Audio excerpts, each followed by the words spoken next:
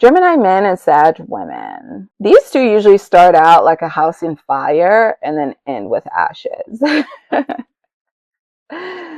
I see the attraction just like I do with all sister signs, because these two are sister signs. They're like two sides of the same coin in astrology. Gemini and Sagittarius are. And I see why they're attracted to each other. I see why this is fun for the both of them, but there isn't enough there for this to last. Gemini needs like levity, and Sagittarius needs passion. And Gemini doesn't have passion as they have multiple interests. And Sagittarius doesn't have levity. Even though they seem extroverted and easygoing, they're actually quite intense because of their deeply spiritual nature.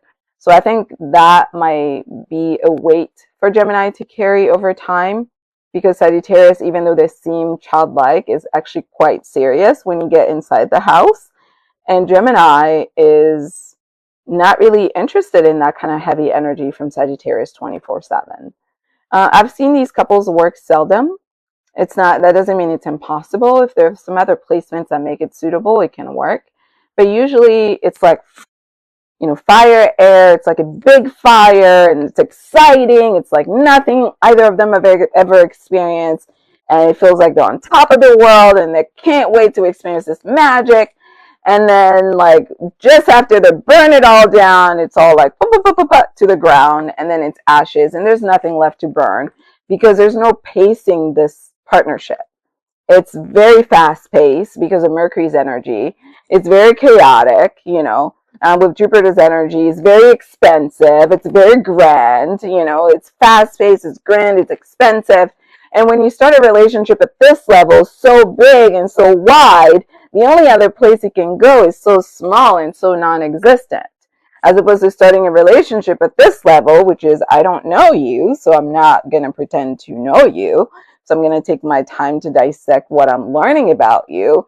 And then hopefully as time goes on, we can get bigger, bigger, and bigger. But these two start here, and it's really hard for them to regress to here and be happy with it, because now they know what it's like to be here. It's almost like the relationship is on crack cocaine with these two.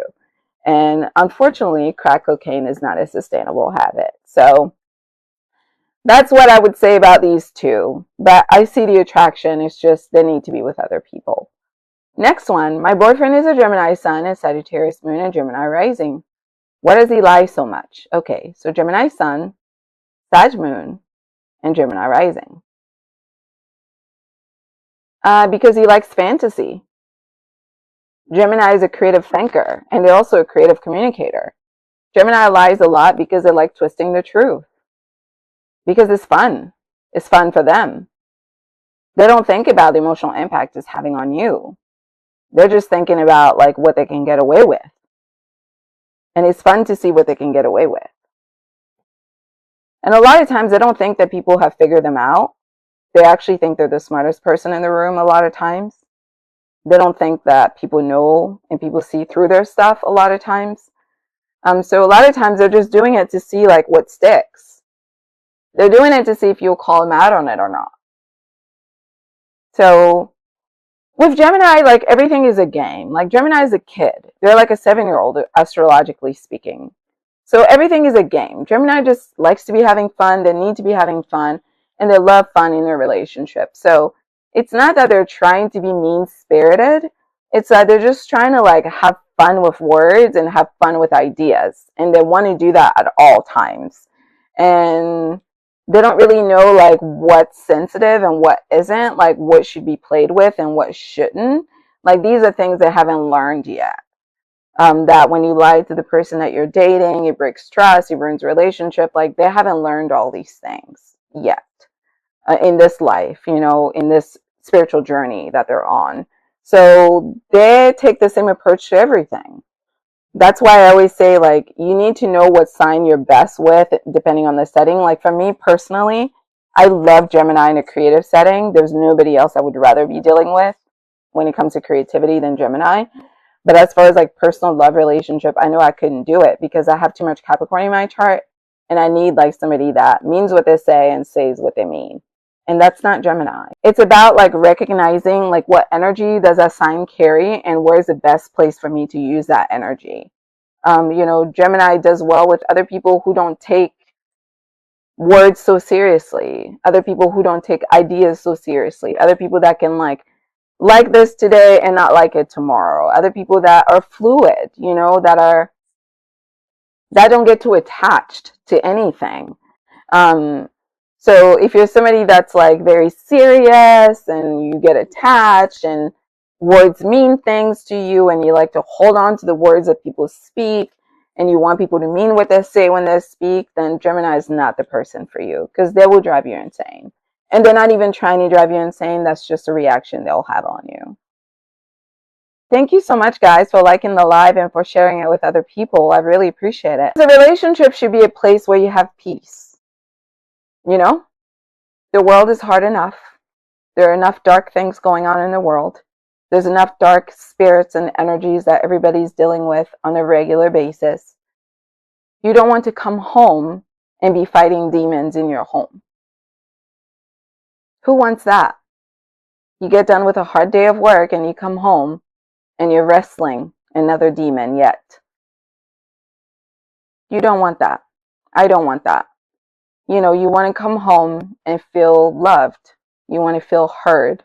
You want to feel seen, supported. That's what we want. We leave the stress outside and we come home to love. So when you're thinking about compatibility, you want to think about ways to enhance that. How do I enhance more? How do I bring more peace, more joy, and more love in my life? What type of personality will work well with my personality so I can have that? Because it's really about matching personalities. You know, you can have somebody that is strong, but if they're malleable, you can work with that. There's nothing wrong with being strong. Two strong people, there's nothing wrong with that. But you have to have some flexibility. Everybody cannot win every argument. There has to be some losers sometimes. And if nobody wants to lose, then what else to say? Everybody. All right. Someone says, the old man is Scorpio and me, Pisces, only daughter. We both always clash. My poor Virgo mother. Yeah. Sometimes personalities clash. You know, you want to find what complements as much as you can. All right. Last question before I log off. Last question, last question. Last question, last question. Last question, last question. Who has the last question? Thanks so much, guys, for hanging out with me today. I know this was random as far as the timing, because usually I come in at 7:30, but I was like, just hop on, see what's going on, since I won't be on tomorrow. Make it happen. And thanks for all my gifts, all my roses, all my finger hearts. Thank you so much. They mean so much to me. I appreciate it. I appreciate all the love. Thanks for all the likes.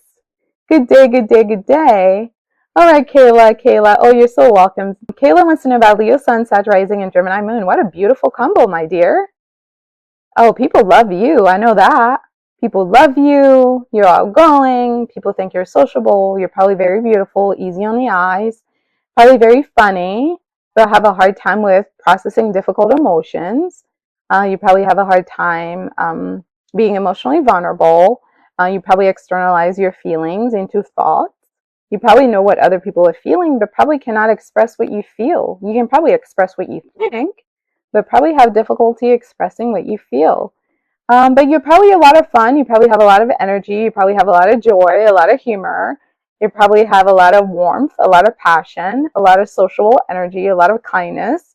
People love you. That's the vibe that I get. People love you. People want to be around you. People want to be in your energy. Protect your energy because you're the type of person that people will prey on just to like boost themselves. Because you have an abundance of very good energy here that people will want to feast off of. I can see that. So yeah, please protect your energy because you have a lot of good energy.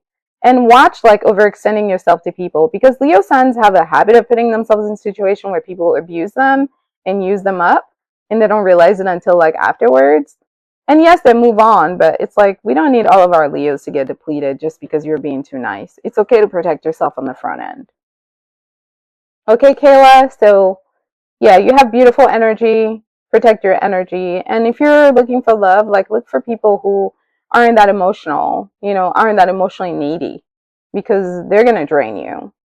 You need people that are independent and people ideally that are not so moody, that are not so sensitive because you just go with it. you know. Yeah, please protect your energy because your energy is like top tier, golden energy, and people are going to want to steal it from you. So before you like decide to be generous, I want you to like examine whether you have it to give before you give it. Like, do I even have this to give to you, person? And if you don't have it to give, then that's that.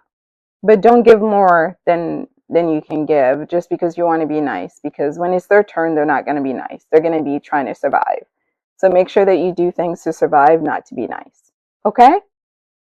You're very welcome, dear. Well, thank you guys for hanging out with me and for all those wonderful questions. You have a good rest of your day.